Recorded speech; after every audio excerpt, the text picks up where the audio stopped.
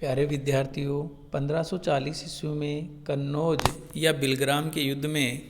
सफलता प्राप्त करने के बाद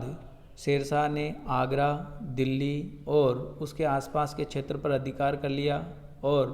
मुग़ल शासक हुमायूं को भारत से बाहर निकालने के लिए एक सेना खवासका और कुतुब खां के नेतृत्व में हुमायूं के पीछे छोड़ दी, जिससे अंततः हुमायूं को भारत से बाहर जाना पड़ा। अब शेरशाह का उद्देश्य उन सभी प्रदेशों जो कभी मुग़लों के आधिपत्य तथा लोधी शासकों के आधिपत्य में रहे थे, उन सब पर अपना नियंत्रण स्थापित करना था। और इसके लिए शेरशाह ने सबसे पहले गक्कर प्रदेश, जो कि उत्तर पश्चिम में वर्तमान में पाकिस्तान और में स्थित है, वहाँ पर सबसे पहले अपनी सेना भेजी, क्योंकि गक्कर जाति मुग़लों के प्रति वफादार थी। साथ ही साथ बोलन और पेशावर के जो दर्रे हैं, वहाँ से विदेशी आक्रमण की संभावना बराबर बनी हुई थी और शेरशाह इन मार्गों पर अपना नियंत्रण स्थापित करना चाहता था। इस कारण से शेरशाह के द्वारा भेजी गई सेना के द्वारा गक्खरों पर नियंत्रण स्थापित किया गया, परंतु वो पूरी तरह नियंत्रण में न आ सके। साथ ही साथ शेरशाह के द्वारा उत्तर पश्चिमी सीमा को सुदृढ़ करने के लिए पंजाब में रोहतासगढ़ का दुर्ग बनाया गया और यहाँ पर हैबत खां और खवास खां के नेतृत्व में एक शक्तिशाली सेना रखी गई, ताकि उत्तर पश्चिम की तरफ से आने वाले आक्रमणकारियों को रोका जा सके, साम्राज्य को सुरक्षित रखा जा सके। शेरशाह जब पंजाब में नियंत्रण स्थापित करने में लगा हुआ ही था, उसी समय बंगाल में विद्रोह की सूचना शेरशाह को मिलती है। बंगाल में खिज्र खां नाम के एक सरदार के द्वारा दिवंगत बंगाल के सुल्तान मोहम्मद शाह की पुत्री के साथ विवाह करके एक सुल्तान की तरह आचरण करना शुरू कर दिया था और इस प्रकार से बंगाल में अव्यवस्था उत्पन्न हो गई थी। और उसी अव्यवस्था के समाचार जब शेरशाह को प्राप्त हुए तो शेरशाह ने बंगाल के लिए अभियान किया 1541 ईस्वी में और आसानी से बंगाल के ऊपर नियंत्रण स्थापित कर लिया और आने वाले समय में फिर से बंगाल में कोई विद्रोह नहीं हो, इसके लिए एक नई व्यवस्था भी बंगाल में लागू की गई, क्योंकि शेरशाह बंगाल जैसे विशाल और समृद्ध प्रांत को खोना नहीं चाहता था। इस कारण से उसने अब की बार बंगाल सूबे को किसी सूबेदार के अधीन न रखकर सरकारों के अंदर उसका विभाजन कर दिया गया और प्रत्येक सरकार में एक सिकदार के अधीन एक छोटी सेना रख दी गई, जो अपने अपने सरकारों का शांति और व्यवस्था का ध्यान रखेगी। और इन सिकदारों के ऊपर एक असैनिक अधिकारी, जिसको अमीर ए बंगाल कहा गया, को नियुक्त किया गया, ताकि वो इनके ऊपर नियंत्रण रख सके। और इस प्रकार से किसी एक व्यक्ति के अधीन बड़ी सेना न रखकर छोटे छोटे सैनिक टुकड़ियाँ रखकर शेरशाह के द्वारा बंगाल में पुनः विद्रोह की संभावना को बिल्कुल ख़त्म कर दिया और बंगाल में फिर विद्रोह नहीं हुआ। इसके बाद में शेरशाह के द्वारा अपने साम्राज्य को सुदृढ़ और मजबूत करने के लिए मालवा, जो कि पास का राज्य था, पर भी विजय प्राप्त की 1542 ईस्वी में। और इस समय मालवा का राज्य कादिर शाह के अधीन था, जो कि पहले मल्लू खां के नाम से गुजरात के शासक के अधीन शासन करता था, परंतु गुजरात के शासक बहादुर शाह की मृत्यु के बाद उसने कादिर शाह की उपाधि धारण की और मालवा का शासक बन बैठा। कादिर शाह के अधीन मांडू, सारंगपुर, उज्जैन, रणथंबोर आदि महत्वपूर्ण दुर्ग और क्षेत्र स्थित थे। इस कारण से तथा साथ ही साथ 1540 ईस्वी में शेरशाह और मुग़लों के मध्य मालवा में जो संघर्ष हुआ और जिसका सैन्य नेतृत्व कुतुब खां के द्वारा किया गया था, उस युद्ध के समय भी मालवा के शासक के द्वारा शेरशाह की सहायता नहीं की गई और परिणाम स्वरूप कुतुब खां लड़ता हुआ मारा गया। इस कारण से शेरशाह मालवा के ऊपर नियंत्रण स्थापित करना चाहता था। शेरशाह को चिंता थी कि कहीं मालवा का शासक गुजरात या मारवाड़ के शासक मालदेव के साथ मिलकर शेरशाह के लिए कोई बड़ी मुसीबत खड़ी न कर दे। इस कारण से उसने मालवा के ऊपर आक्रमण किया 1542 ईस्वी में और मालवा के शासक कादिर शाह डरकर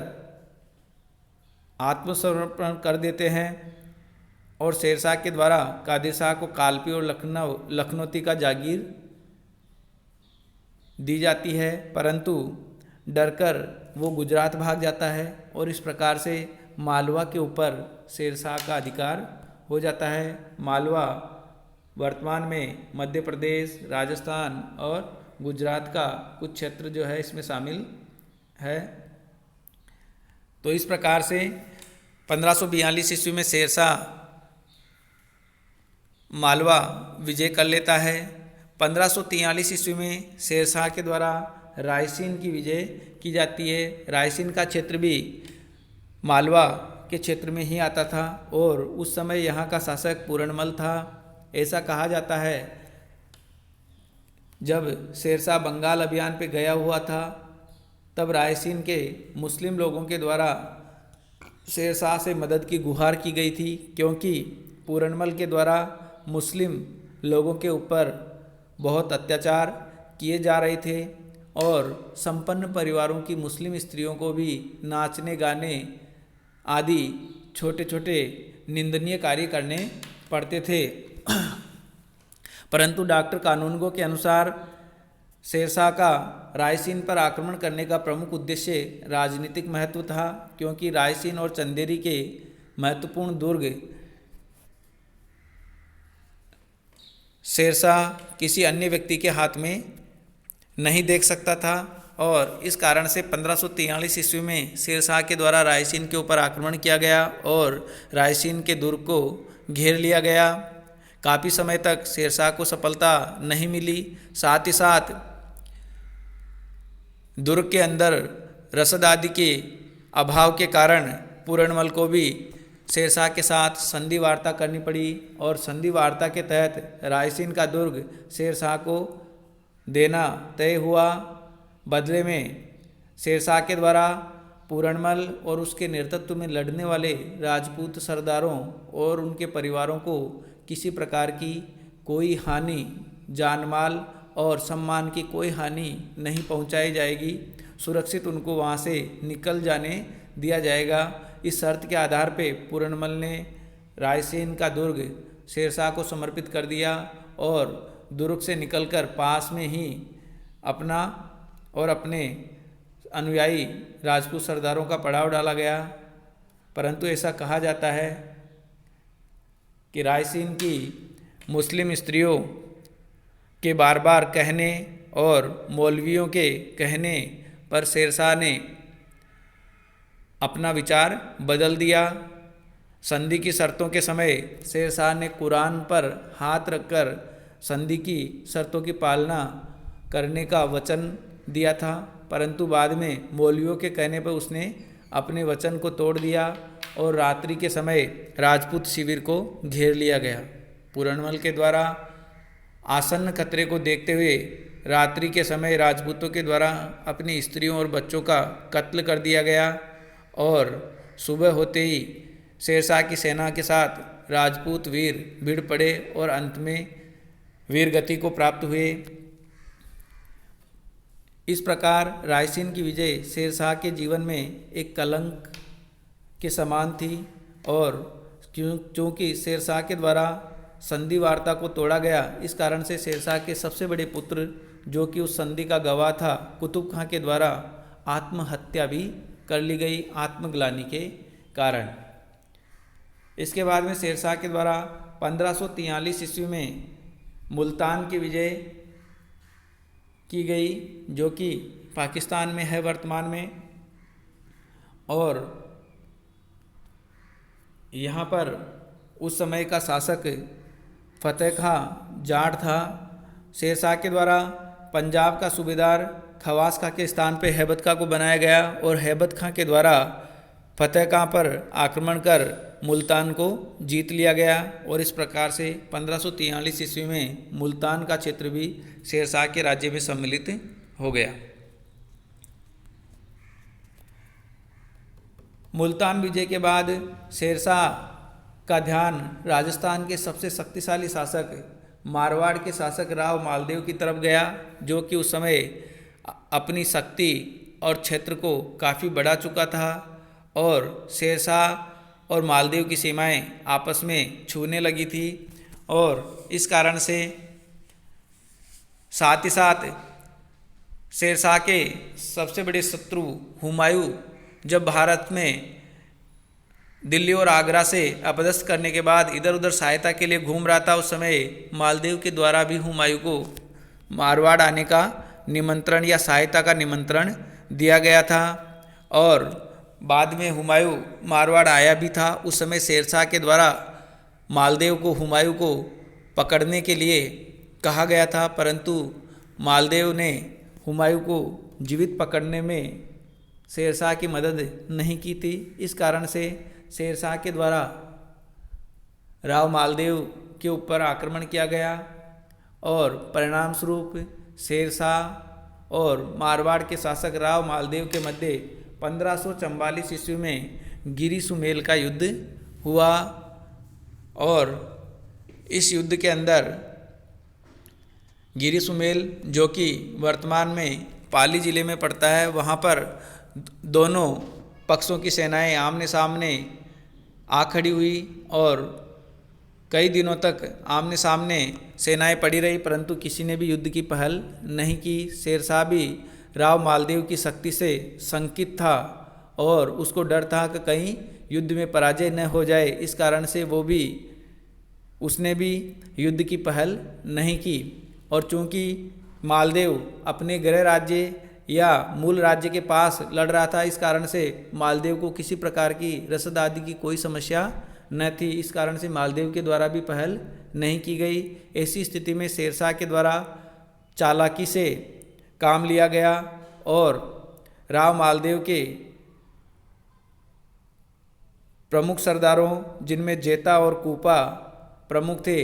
के नाम से जाली पत्र शेरशाह के द्वारा तैयार करवाए गए और उन जाली पत्रों को मालदेव के खेमे के पास डलवा दिया गया ताकि आसानी से मालदेव को प्राप्त